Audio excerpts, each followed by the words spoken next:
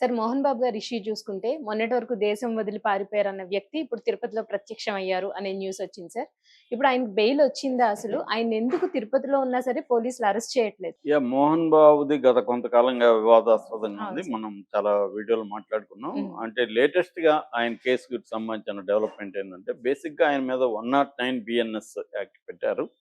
అదేందంటే హత్యాయత్నం. హ్మ్. ఆయన డిసెంబర్‌లో ఒక టీవీ9 విలేకరి రంజిత్ అనే అతన్ని కొట్టాడు. అది హ్మ్. వీడియోలో చూసాం మనం. హ్మ్. అది ఆయన చాలా ఉగ్ర రూపంతో కొడుతున్నాడు. దాంతో అవును సార్. ఆ అబ్బాయికి ఇక్కడ ఎముక 3 చోట్ల ఫ్రాక్చర్ అయింది. రాడ్డేశారు. హ్మ్.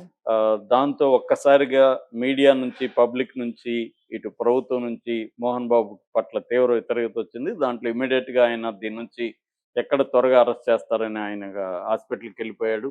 హాస్పిటల్‌కెళ్ళిపోయి ఆహ్, నేను ఆయనకి సడెన్‌గా బీపీ రైజ్ అయింది. అవన్నీ చెప్పారు. హ్మ్. అయితే ఆయన మీద ఫస్టు హత్యాయత్నం కేసు పోలీసులు పెట్టలేదు.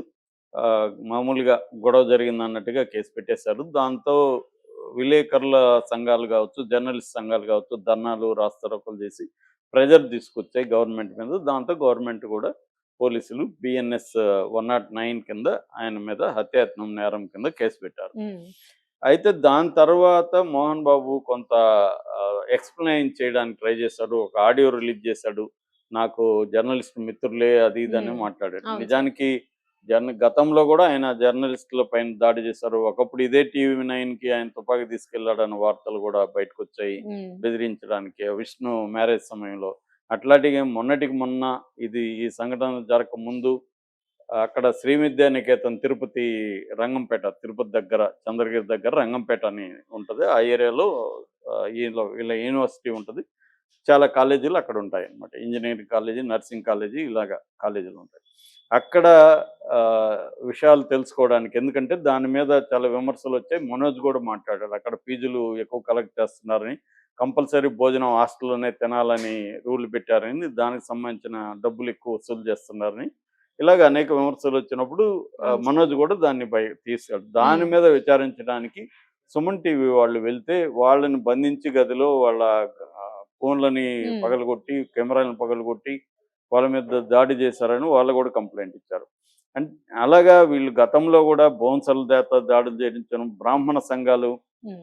ఆహ్, అవును సార్. వాళ్ళ ఇంటి ముందు ధర్నా చేస్తే గూడా చేయడం. ఇలాంటి చరిత్ర మోహన్ బాబు ఫ్యామిలీకుంది. అంతకుముందు గూడా ఆయన మొదటి భార్య విద్యాదేవి చనిపోయినప్పుడు గూడా దాని మీద ఆంధ్రభూమి వాళ్ళు ఏదో రాస్తే ఆంధ్రభూమి మీదకి ఈయన దాడికి పోయినాడనేది గూడా గతంలో వార్తలొచ్చాయన్నమాట.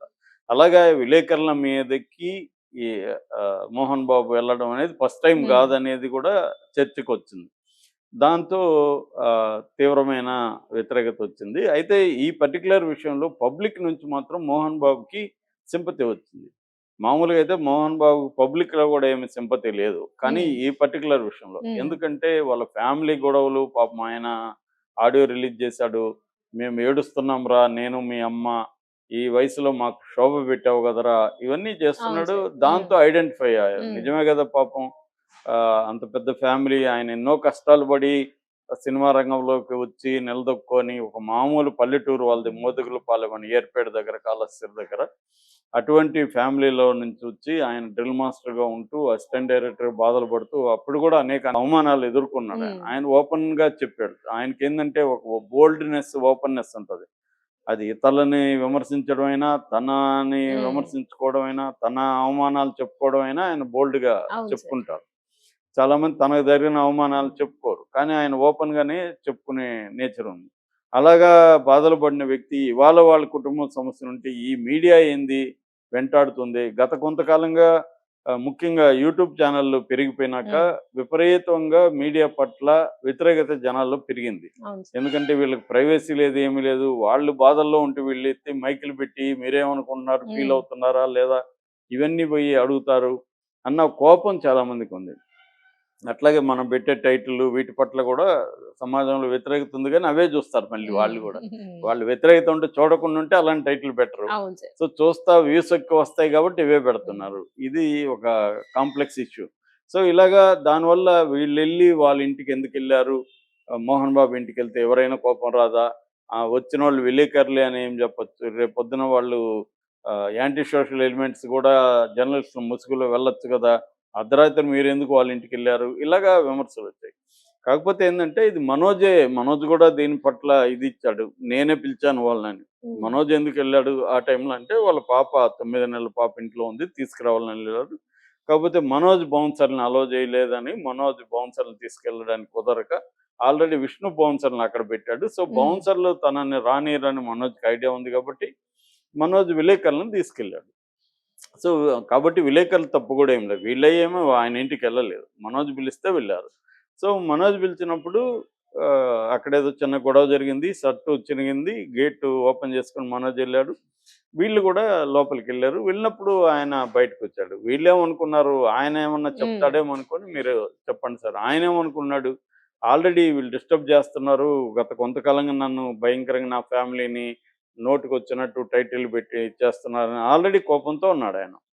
సో ఆయన పాయింట్ ఆఫ్ వ్యూలో చూసుకున్నప్పుడు వీళ్ళు అర్ధరాత్రి కూడా ఏడేం పని వీళ్ళకి, ఉమ్, వీళ్ళ వల్లనే మా ఫ్యామిలీలో గొడవలు పెద్దవైనాయి అన్న ఒక ఆగ్రహంతో, అదేదంటారు అత్త మీద కోపం దుత్త మీద చూపించినట్టుగా ఆయన వీళ్ళ మీద చూపించారు. ఉమ్. నిజానికి పాపం వాళ్ళు బతుకు తెరువుతో ఛానల్ వాళ్ళు బొమ్మంటే ఆయన పోయాడు. లేకపోతే ఆ రంజిత్ అనే వ్యక్తికి మోహన్ బాబు మీద కోపమో అభిమానమో ఏమీ ఉండదు. అవును సార్. తనకేం సంబంధం, తన జాబు, ఉమ్, తన మీద చూపించకూడదు కదా.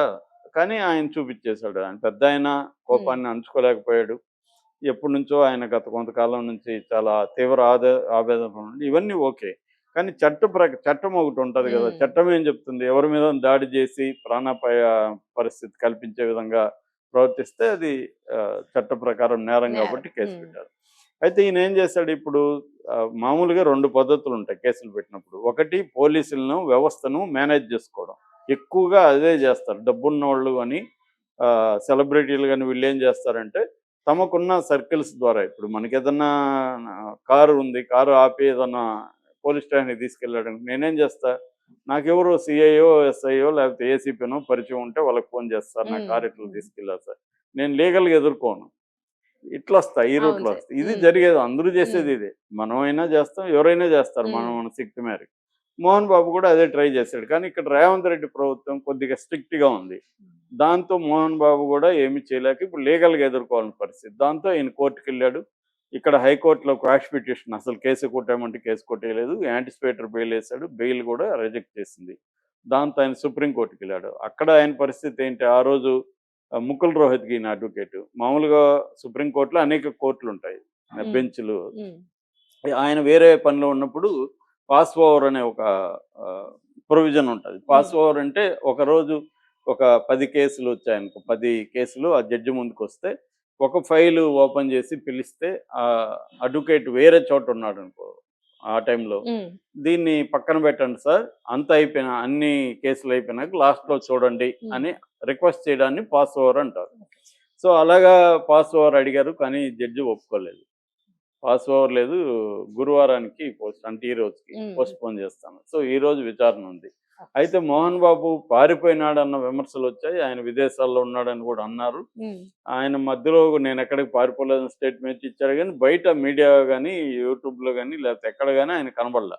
కానీ ఇప్పుడు సడెన్‌గా నిన్న సంక్రాంతి ఫెస్టివల్‌కి సంబంధించి ప్రోగ్రాములేవో జరుగుతుంటే విద్యానికేతన్‌లో ఆయన దర్శనమిచ్చాడు. ఉమ్, సో అక్కడ మీడియా వాళ్ళు మాట్లాడితే ఆయన సింపుల్‌గా గతం గతః అనే ఒక సినిమాటిక్ డైలాగ్ చెప్పేసి ఉమ్, దాని గురించి ఇప్పుడే నేను మాట్లాడను అన్నాడు. ఉమ్. సో ఎందుకంటే ఆయనకి ఇప్పుడు బెయిల్ వచ్చే పరిస్థితి ఉంది కాబట్టి అవును ఆయన సార్. తన కేసు మీద ఏమన్నా మాట్లాడితే రేపొద్దున పబ్లిక్ ప్రాసిక్యూటరు దీన్ని ఉమ్, ఉపయోగించుకొని ఆయన ఇలాగ మాట్లాడుతున్నాడు, ఆయన ఉంటే బెయిల్ ఇచ్చేస్తే ఆయన ఇన్ఫ్లుయెన్స్ చేస్తాడు, ఇవన్నీ వ్యతిరేకించే అవకాశం ఉంది. ఉమ్, అందుకని ఆయన గతం గతః అనేసి ఒక సినిమా డైలాగ్ చెప్పేసి అయిపోయాడు, మాట్లాడలేదు. సో కానీ ఈరోజు సుప్రీంకోర్టు బెయిల్ ఇవ్వకపోతే మాత్రం ఆయనకి ఇబ్బంది. ఆల్రెడీ రేవంత్ రెడ్డి ప్రభుత్వం మీద విమర్శలు స్టార్ట్ అయినాయి. ఉమ్. అక్కడేమో తనకు పెద్ద సంబంధం లేకుండా తన సినిమా చూడడానికి వెళ్తేమో అల్లు అర్జున్ అరెస్ట్ చేశారు.